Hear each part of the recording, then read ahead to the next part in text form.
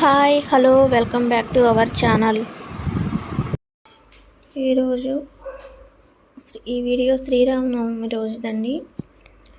Upload చేయడానికి కొంచెం late అయింది, అందుకే ఈరోజు చేస్తున్నాను.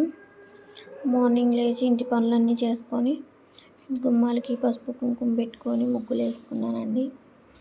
ఈరోజు ప్రసాదం కోసం పొంగలి పులిహోర చేస్తున్నాను. ఒక పొయ్యి మీద పాలు పెట్టుకొని ఇంకొక దాని మీద పులిహోరకి రైస్ ఉడుకుతుందండి. ఈలోపు పక్కన బెల్లం తరిగి పెట్టుకున్నాను, యాలకులు దంచానండి. ముందుగానే 1 గ్లాస్ బియ్యం కడిగి పక్కన పెట్టుకున్నాను.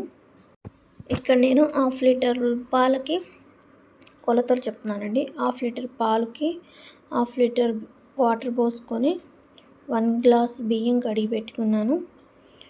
బెల్లం 1/2 కేజీ, షుగర్ 1/2 కేజీ తీసుకున్నానండి. పొంగలి ఉడికేలోపు దేవుడికి మాల కట్టుకుంటున్నానండి. మాల వచ్చి చాలా ఈజీ అండి. మాల రాని వాళ్ళు కూడా ఇలా చేసి పెద్ద పెద్ద దండలు అల్లుకోవచ్చండి. ముందుగా ఇలాగా ఒక కదలకుండా ఉండే ఒక స్టాండ్ లాంటి దానికి దారం ఫస్ట్ 2 పేటలు తీసుకొని ఇక్కడ చూపిస్తున్నట్టు ముడి వేసి పెట్టాలండి. తర్వాత ఒక్కొక్క పువ్వు పెట్టి ఒక ముడి వేయాలి, మళ్ళీ ఒక పువ్వు పెట్టి ఒక ముడి వేయాలి. చాలా ఈజీ అండి. ఇక్కడ చూపిస్తున్నట్టు చూడండి, లైన్గా ఒక ముడి వేసుకుంటూ ఒక ఫ్లవర్ పెట్టుకోవాలి. మనకి ఎంత పటాలోకి సరిపోను ఎంత అయితే అంత దూరం కట్టుకోవాలండి. ఇక్కడ చూపిస్తున్నట్టుగా. ఈ వీడియో కొంచెం లేట్ అయిందండి. కొంచెం అర్జెంట్ పనులు ఉండటం వల్ల ఈ వీడియోని లేటుగా పెడుతున్నాను. ఇప్పుడు మాల పూర్తిగా కట్టుకున్న తర్వాత ఎంత నీట్గా వచ్చిందంటే చాలా బాగుంది. ఇలా లైన్గా పువ్వులన్నీ ఒకే లైన్లో వచ్చినాయి మాల. ఇప్పుడు ప్లెయిన్ పూలు కాబట్టి అన్నిటికీ మధ్యలో కుంకుమ పెట్టుకుందామండి. ఫస్ట్ కుంకుమ తీసుకొని కుంకుమలో వాటర్ వేసి కలుపుకొని ఒక్కొక్క బొట్టు పెట్టుకోవాలండి నిండుగా. ఇక్కడ చూపిస్తున్నట్టు మధ్యలో ఫ్లవర్కి మధ్యలో ఒక్కొక్క బొట్టు పెట్టుకుంటే దండ నీట్గా ఉంటుందండి. మొత్తం ఇలా రెడీ చేసుకున్నాను. ఇప్పుడు చూడండి, దండ లుక్కే మారిపోయింది, నీట్గా ఉంది. చక్కగా బొట్లు పెట్టిన తర్వాత బాగుందండి. ఇప్పుడు పులిహోర కలుపుడానికి నైటు చింతపండు, పసుపు, ఉప్పు వేసి ఉడకబెట్టుకున్నానండి. ఇక్కడ చూపిస్తున్నట్టు నీట్గా మొత్తం అంతా అన్నం కలిసేటట్టు కలుపుకోవాలండి. మొత్తం ఇలా కలిపేసుకున్న తర్వాత పక్కన పొంగలి ఉడికిందండి, అన్నం ఉడికింది. దానిలో బెల్లం కలుపుకుంటున్నాను. నేను 1/2 కేజీ బెల్లం, 1/2 కేజీ పంచదార వేసి నీట్గా మొత్తం బెల్లం కరిగేలాగా కలుపుకోవాలండి. యాలకులు కూడా వేసి కలుపుకొని మొత్తం బెల్లం అంతా కరిగేలాగా చూసుకోవాలండి.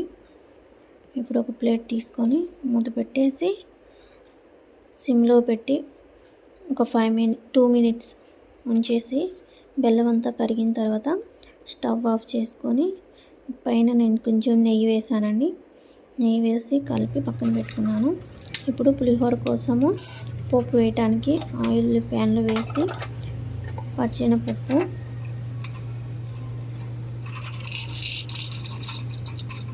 నెక్స్ట్ పల్లీలు వేసి లైట్గా వేయించుకుంటున్నానండి. పచ్చెనపప్పు, పల్లీలు వేగిన తర్వాత పచ్చిమిర్చి కూడా వేసి వేయించుకోవాలండి. తర్వాత తాలింపు గింజలు అంటే జీలకర్ర, ఆవాలు వేసి ఫ్రై చేసుకుంటున్నాను. లాస్ట్లో కరివేపాకు వేసి కొంచెం అన్నీ బాగా ఫ్రై అయిన తర్వాత కొంచెం పసుపు వేసి కలుపుకోవాలండి.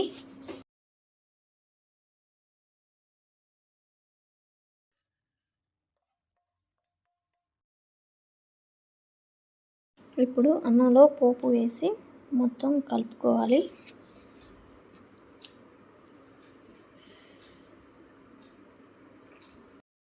కదండి పులిహోర కలర్ ఎంత నీట్గా వచ్చిందో. ఇప్పుడు పిల్లల్ని రెడీ చేసుకుని ఒక బాబు పక్కకి వెళ్ళిపోయాడండి. ఇంకొక బాబుని రెడీ చేసి చూపిస్తున్నాను. నేను వీడియో తీస్తున్నానని పోజులు ఇస్తున్నాడు, ఫోటో తీస్తున్నాను అనుకొని. ఇప్పుడు పూజ చేయడానికి ప్రసాదం పానకం చేస్తున్నానండి. వాటర్, బెల్లం, యాలకుల పొడి, మిరియాల పొడి వేసి బెల్లం మొత్తం కరిగేలాగా కలుపుకోవాలండి.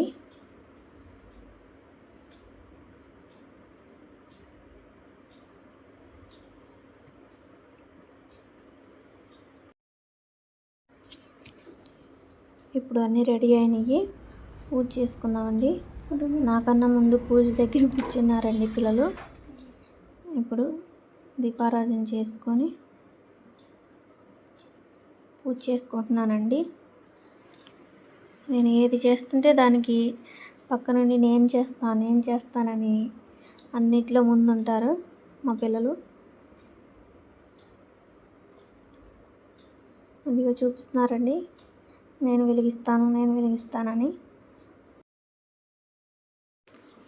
మా రూమ్లో సపరేట్గా దేవుడికంటూ ఒక ర్యాక్ ఇవ్వలేదండి. అందుకని మేము ఇలా పూజ గదిని మందిరం తీసుకున్నామండి. దాన్ని కింద పెట్టి ఇక్కడ పూజ చేసుకుంటామండి. మొత్తం పూజ అంతా ఫినిష్ చేసుకొని